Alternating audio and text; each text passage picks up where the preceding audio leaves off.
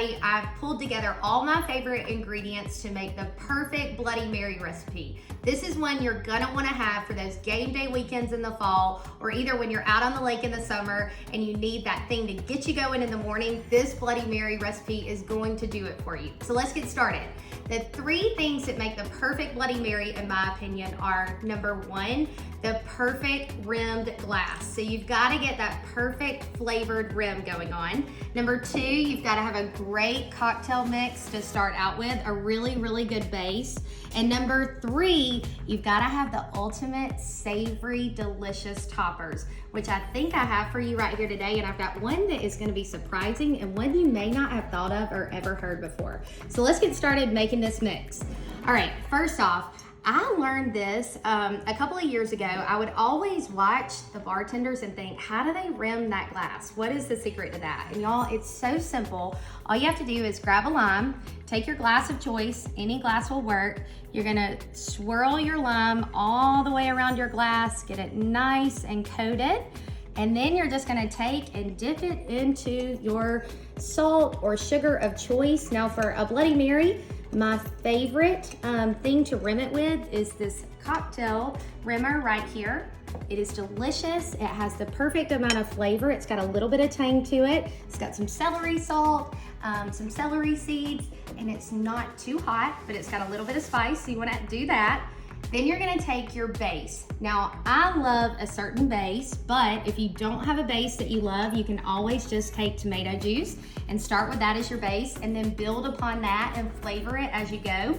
But I'm gonna start with some sister sauce right here, and I'm gonna do a 3-to-1 recipe. So I've got my sister sauce already in here, and now I'm gonna do my 3 parts of my vodka, add that in. And I chose a local vodka out of Florida. Oops, got a little bit over the edge right here, that's okay. It's new and it's a small batch, so I kind of like to support those small batch artisans out there. And then I'm gonna take and just mix it up with my spoon right here. And one thing I love about this is the point where you get to be creative. You can add in a little bit of Worcestershire to give it that little bit of kind of like that umami effect, that punch of flavor that you're adding in to layer in some of those extra kind of briny flavors a little bit. And then actually this is where the briny part comes in. This is some pickled okra juice. So I love to add this in. If you don't have pickled okra, you can get a little bit of pickle juice and add that in. And then I like to add a little bit of heat to mine with some hot sauce. This is a local hot sauce out of Charleston. And I think it adds just the right amount of heat, not too much, just a little bit. It's a very well balanced flavor. Then I wanna mix that up again. You can always leave your toppings out on the Bloody Mary bar, so if people wanna add extra, they can add in extra if they want that extra heat or that extra Worcestershire. You're gonna wanna pour it over ice at that point. This is gonna make enough for about 2 drinks, 2.5 drinks if you get lucky. You may have bigger glasses. And then you're gonna wanna top it with all of your favorite toppings. So I love to make a little bit of bacon. You can cook your bacon, just undercook it just a little bit so that it's a little bit chewy. Roll it up or kind of curl it up just a little bit on your stick, add it to your stick, dump it in right there.